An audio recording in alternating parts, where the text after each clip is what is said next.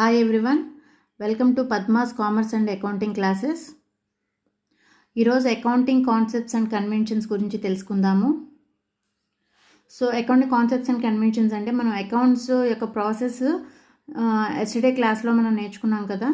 So దానిలో ఏంటంటే కొన్ని రూల్స్ అండ్ ఒక సిస్టమాటిక్ మేనర్లో మనం అకౌంట్స్ అనేది ప్రిపేర్ చేయాలి అని చెప్పుకున్నాము.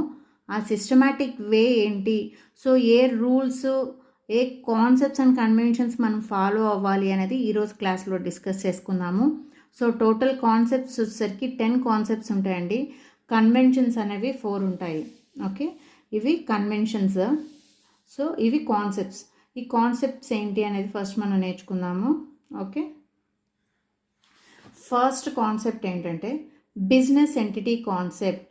First one business entity concept. Actually అకౌంట్స్లో మనం ప్రిపేర్ చేసేటప్పుడు మనం బిజినెస్ని ప్రొప్రైటర్ని సపరేట్ చేసి చూడాలండి.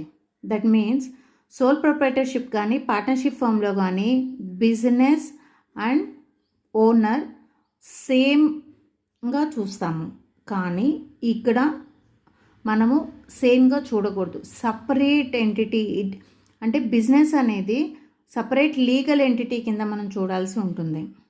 ఏ అకౌంట్స్ ప్రిపేర్ చేసినా ఏ ట్రాన్సాక్షన్ అయినా బిజినెస్ పాయింట్ ఆఫ్ వ్యూలో మనం చూడాలి. బిజినెస్ పాయింట్ ఆఫ్ వ్యూలో చూడాలి కాబట్టి దీన్ని బిజినెస్ ఎంటిటీ కాన్సెప్ట్ అంటాం. దీనికి సపరేట్ అంటే business can do their work by its own.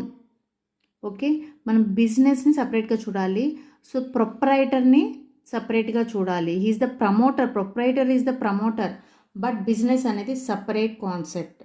Okay, ఇది ఈ కాన్సెప్ట్ని మనం ఖచ్చితంగా గుర్తుంచుకోవాలి.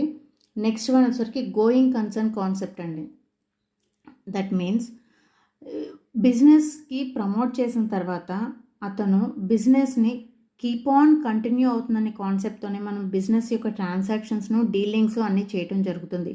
దట్ మీన్స్ ప్రొపరేటర్కి ఏదైనా ప్రాబ్లం వచ్చినా సో అతను he cannot unable to do the work అయినా సరే the other person will come and handle all the transactions. అంతేగాని ఇది ఒక ప్రాబ్లం రాగానే అక్కడ ఆగిపోదండి. Going concern, keep on going అనే కాన్సెప్ట్లో జరుగుతుంది. ఏదైనా ప్రొపరేటర్ చనిపోతే ఈ బిజినెస్ కంప్లీట్ అయిపోతుంది, డిజాల్వ్ అయిపోతుంది అని అనుకోకూడదు. ఇట్ విల్ గోయింగ్ ఆన్ అనే వేలోనే మనం ఇక్కడ బిజినెస్ అనేది కంటిన్యూ చేయాల్సి ఉంటుంది. సో గోయింగ్ కన్సర్న్ అంటే so whether any problem comes మనకి బిజినెస్ అనేది throughout the year, that means years and years it వెళ్తుంది అని అనుకోవాలి. ఓకే, నెక్స్ట్ వన్ వచ్చరికి మనీ మెజర్మెంట్ కాన్సెప్ట్ అండి. మనీ మెజర్మెంట్ అంటే ఆల్రెడీ మనము ఐడెంటిఫికేషన్ ఆఫ్ ట్రాన్సాక్షన్స్లోనే మనం ఈ పాయింట్ అనేది డీల్ చేస్తాము. ఏంటంటే ఏ ట్రాన్సాక్షన్ ఏ యాక్టివిటీ అయినా సో మనీ ఫామ్లో మానిటరీ ఫామ్లో ఉన్న ట్రాన్సాక్షన్స్ మాత్రమే మనము కన్సిడర్ చేయాలి, అంటే వాటిని మాత్రమే రికార్డ్ చేయాలి అని మనం ఆల్రెడీ మెన్షన్ చేయడం జరిగింది. సో ఆ కాన్సెప్ట్ని ఇక్కడ మనకి చెప్పారు, మనీ మెజర్మెంట్ కాన్సెప్ట్. ఖచ్చితంగా మానిటరీ ట్రాన్సాక్షన్స్ మాత్రమే మనం ఇక్కడ రికార్డ్ చేయాల్సి ఉంటుంది. Okay, right. Okay, next one వచ్చేసరికి కాస్ట్ కాన్సెప్ట్. కాస్ట్ కాన్సెప్ట్ అంటే ఏదైనా సరే ఒక బిజినెస్లో transaction, that means if we buy any purchase an asset, మనం ఏదైనా అసెట్ పర్చేజ్ చేసినప్పుడు మనం బుక్స్లో ఎంత పెట్టి ఆ అసెట్ని కొన్నాము అనేది మాత్రమే మనం బుక్స్ ఆఫ్ అకౌంట్స్లో చూపించాలి. సో ఒక 5 years బిఫోర్ మనం దాన్ని 10,000 పెట్టుకున్నాము, ప్రెజెంట్ దాని వాల్యూ వచ్చేసరికి 50,000. మనం ఆ అసెట్ వాల్యూని బుక్లో మనం ఓన్లీ 50,000 మాత్రమే చూపించాలి. దట్ మీన్స్ ఎంత అమౌంట్ మనం ఇన్కర్ అయ్యాము వైల్ పర్చేసింగ్ దట్ అనేది మాత్రమే మనం కన్సిడర్ చేయాలి. రియలైజబుల్ వాల్యూని అక్కడ మనం మెన్షన్ చేయకూడదు. So that is cost concept. Cost value, that means book వాల్యూని మాత్రమే మనం అకౌంట్స్లో రాయాల్సి ఉంటుంది. ఓకే, నెక్స్ట్ వన్ వచ్చరికి accounting period concept. Accounting period concept అంటే ఒక్క విషయం అండి, మనం అకౌంట్స్ ప్రిపేర్ చేసేటప్పుడు ఖచ్చితంగా ఆ పీరియడ్ 12 months ఉండాలి. 12 months పీరియడ్ ఉంటేనే మనం దాన్ని అకౌంటింగ్ ఇయర్ అంటాం. సో మామూలు సోల్ ప్రొపరైటర్షిప్ కానీ పార్ట్నర్షిప్ ఫార్మ్స్ కానీ వాళ్ళు చూస్ చేసుకునే ఆప్షన్ అనేది ఉంటుంది. That means before that, after that, that means calendar year అయినా తీసుకోవచ్చు, లేకపోతే అకాడమిక్ ఇయర్ అయినా కన్సిడర్ చేయొచ్చు. వాళ్ళకి ఆ ఫెసిలిటీ ఉంటుంది. బట్ జాయింట్ స్టాక్ కంపెనీస్ కానీ లిమిటెడ్ కంపెనీస్ కానీ అకౌంటింగ్ ఫైనాన్షియల్ ఇయర్ అనేది 1st April to 31st March of the next year, అది మాత్రమే అకౌంటింగ్ పీరియడ్ అవుతుంది. ఓకే, నెక్స్ట్ వన్ వచ్చేసరికి డ్యూయల్ ఆస్పెక్ట్ కాన్సెప్ట్ అండి. డ్యూయల్ ఆస్పెక్ట్ అంటే actually dual means double.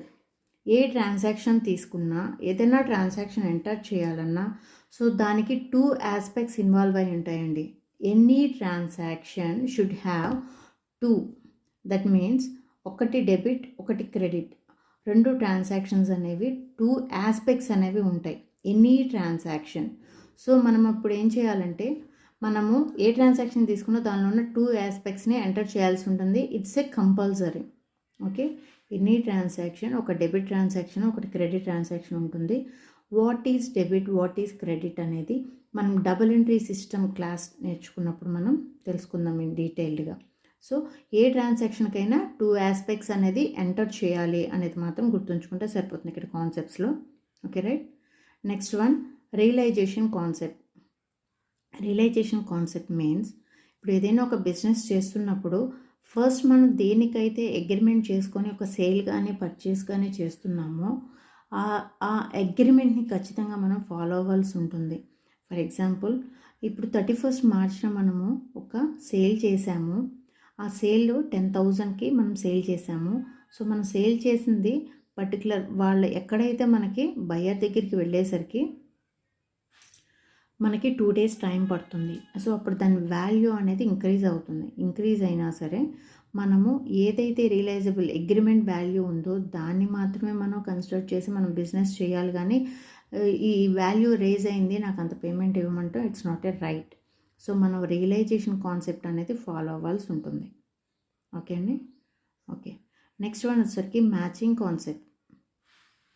Matching concept means ఏదైనా సరే డెబిట్ అండ్ క్రెడిట్ ఈక్వల్గా ఉండాలి. That means matching concept means cost and revenue should be equal. So ఆ matching జరగాలి. That means ఏదైనా సరే ఒక 10,000 పెట్టి మనం గూడ్స్ పర్చేజ్ చేసి దాన్ని 12,000కి మనం సేల్ చేసాము. సో అంటే difference between these 2 we're getting the profit. That means 2,000. So మనము ఏదైతే ట్రాన్సాక్షన్స్ జరుగుతున్నాయో అవి ఈక్వలైజ్ అవ్వాలి. దట్ మీన్స్ మ్యాచింగ్ అనేది ఉండాలి. అంటే ఒక రెవెన్యూ అనేది జనరేట్ అయింది అంటే దానికి ఎంత ఎక్స్పెండిచర్ అయింది, rest of the amount profit. So ఇట్లా ఎవ్రీథింగ్ షుడ్ బి మ్యాచ్డ్. ఏదైనా ట్రాన్సాక్షన్ చేసామంటే ఒకదానికొకటి కనెక్టివిటీ అనేది ఉండాలి. That is called matching concept. Okay, next వచ్చేసరికి object evidence concept. Object evidence means మనం ఆల్రెడీ ఫస్ట్ సోర్స్ డాక్యుమెంట్ గురించి చెప్పుకున్నాం కదా. సోర్స్ డాక్యుమెంట్ అంటే మనకి ఏదైతే ట్రాన్సాక్షన్ రికార్డ్ చేయాలి అన్నా సరే ఖచ్చితంగా దానికి డాక్యుమెంట్ ప్రూఫ్ అనేది ఉండాలి. సో ఇది is must and should. Okay, అది కంపల్సరీ అని చెప్పేసి ఈ కాన్సెప్ట్స్లో మనం ఇక్కడ నేర్చుకున్నాం. ఎక్రూవల్ కాన్సెప్ట్ మీన్స్ ఇప్పుడు బిజినెస్లో ఒక జరుగుతుంది అంటే బిజినెస్ ట్రాన్సాక్షన్స్ జరుగుతాయండి. ఎవ్రీడే క్యాష్ ట్రాన్సాక్షన్స్ మాత్రమే జరగవు. మనం బిజినెస్ ఎక్స్పాండ్ అవ్వాలి అంటే ఎక్రూవల్ కాన్సెప్ట్ ఆఫ్ బిజినెస్ అనేది మనం చేయాల్సి ఉంటుంది. దట్ మీన్స్ క్యాష్ ట్రాన్సాక్షన్స్ కాకుండా క్రెడిట్ ట్రాన్సాక్షన్స్ కూడా చేయాల్సి ఉంటుంది. క్రెడిట్ ట్రాన్సాక్షన్స్ మీన్స్ అప్పు మీద కూడా మనం సేల్ చేయాల్సి ఉంటుంది, మనం పర్చేజెస్ చేయాల్సి ఉంటాం అప్పుడప్పుడు. So like this accrual concept means whether the cash realized or not. Credit transactions that means ఏదైనా ట్రాన్సాక్షన్ జరిగింది అని అంటే అది క్యాష్ మీద కాకుండా అప్పు మీద జరిగినా సరే we have to taken in to consideration as and when happened. ఎప్పుడైతే జరిగిందో దాన్ని మనం ఆ రోజుకే మనం తీసుకోవాల్సి ఉంటుంది, కన్సిడర్ చేయాల్సి ఉంటుంది టు రికార్డింగ్. దీన్ని ఎక్రూవల్ కాన్సెప్ట్ని కూడా మనం ఫాలో అవ్వాలి. ఓకే అండి. సో ఇవన్నీ కాన్సెప్ట్స్ అండి. సో ఇవన్నీ మీకు ఒక్కసారి రివిజన్ ఇస్తే క్లియర్గా అర్థమవుతుంది. దాని కాన్సెప్ట్ ఏంటో తెలిసిందంటే మీరు డీటెయిల్డ్గా కూడా ఎలాబొరేట్గా కూడా రాయగలుగుతారు. Okay, business entity concept, going concern concept, money measurement concept, cost concept, accounting period concept, dual aspect concept, realization concept, matching concept, object evidence concept, accrual concept. Okay, ఇవి 10 అండి. నెక్స్ట్ కన్వెన్షన్స్ చూద్దాము. కన్వెన్షన్స్ అంటే ఏం లేదండి, ఇవి కూడా simple. మనం ఏ way of methodology అనేది మనం ఫాలో అవ్వాలి అనేది ఇక్కడ మనకి స్పెసిఫై చేయడం జరిగింది. సో కన్వెన్షన్ ఆఫ్ కన్సిస్టెన్సీ ఈ నేమే మనకి చెప్పేస్తుందండి. కన్సిస్టెంట్గా ఒక మెథడ్ మాత్రమే మనం ఫాలో అవ్వాల్సి ఉంటుంది. That means year depreciation value ఒక మెథడ్ ఫాలో అయ్యి నెక్స్ట్ ఇయర్ ఇంకో మెథడ్ ఫాలో అవ్వాలి కుదరదు. డిప్రిసియేషన్ క్యాలిక్యులేట్ చేసేటప్పుడు సో మనం 1 year straight line method follow అయ్యి నెక్స్ట్ ఇయర్ మనం డిమినిషింగ్ బ్యాలెన్స్ మెథడ్ ఫాలో అవుతామంటే it's a wrong way of maintaining records. So మనం అప్పుడు ఖచ్చితంగా ఒకటే మెథడ్ ఫాలో అవ్వాలి. That is called deals with the convention of consistency. Okay, next convention of conservatism. So ఇది చాలా important అండి. కన్జర్వేటిజం అంటే నథింగ్ బట్ సేఫ్టీ మీన్స్ మనం ఎప్పుడైనా సరే బిజినెస్లో ఓవర్ స్టేటెడ్ ప్రాఫిట్స్ అనేది చూపించకూడదండి. ఓవర్ స్టేటెడ్ ప్రాఫిట్స్ చూపించకూడదు, అండర్ స్టేటెడ్ ఎక్స్పెన్సెస్ చూపించకూడదు. సో ఇది సేఫ్టీ మెజర్ మీద మనం ఇక్కడ వర్కౌట్ చేయడం జరుగుతుంది. బిజినెస్లో ఎప్పుడైనా సరే ఎక్కువ ప్రాఫిట్స్ చూపించకూడదు, తక్కువ ఎక్స్పెండిచర్ చూపించకూడదు. Exact position of the business అనేది మనం చూపించాల్సి ఉంటుంది. ఓకే, సో అది మనకి కన్సర్వేటిజం మీన్స్ సేఫ్టీ అనేది గుర్తుపెట్టుకోండి. బిజినెస్ సేఫ్టీ అనేది మనం ఖచ్చితంగా ఫాలో అవుతూ మనం అకౌంట్స్ అనేది ప్రిపేర్ చేయాల్సి ఉంటుంది. Next convention of disclosure. ఏదైనా సరే రిక్వైర్మెంట్స్ ఏదైనా డిస్క్లోజ్ చేయాల్సిన ఇంపార్టెంట్ వాటిని మిస్ చేయకూడదండి. అన్ని రిక్వైర్మెంట్స్ని ఏదైతే బిజినెస్కి అవసరమైన ప్రతి ట్రాన్సాక్షన్ మనం ఖచ్చితంగా ఇక్కడ బుక్స్లో మనం చూపించాల్సి ఉంటుంది. Disclose means we have to appear in the books. ఏదైతే ట్రాన్సాక్షన్ ఖచ్చితంగా ఇంపార్టెంట్ అవుతుందో దాన్ని మనం మిస్ చేయకూడదు, బుక్స్లో మనం డిస్క్లోజ్ చేయాల్సి ఉంటుంది. ఓకే, నెక్స్ట్ వన్ వచ్చరికి convention of materiality. That means ఇప్పుడు ఒక బిజినెస్ చేస్తున్నప్పుడు, ఇప్పుడు క్లాత్ బిజినెస్ చేస్తున్నాము. సో దానిలో మెటీరియల్ ఐటమ్ ఏమవుతుందంటే ఆ ఫ్యాబ్రిక్ అనేది క్లాత్ టెక్స్టైల్ కంపెనీలో ఫ్యాబ్రిక్ అనేది మెయిన్ మెటీరియల్ ఐటము. సో దానికి సంబంధించిన చిన్న స్మాల్ చేంజెస్ ఉన్నా మనం మెన్షన్ చేయాల్సి ఉంటుంది. మెటీరియల్ ఫ్యాక్ట్స్ అన్ని ఖచ్చితంగా మనము బుక్స్లో మెన్షన్ చేయాల్సి ఉంటుంది. That is convention of materiality. Okay, ఈ 4 కన్వెన్షన్స్, ఈ 10 కాన్సెప్ట్స్ మీరు కనుక అర్థం చేసుకుంటే అకౌంట్స్ అనేది ఈజీగా అర్థమవుతుంది. సో వీటినన్నిటినీ ఫాలో అవుతూ మనము అకౌంట్స్ అనేది ప్రిపేర్ చేయడం జరుగుతుంది. Okay, I hope you all understand. Thank you.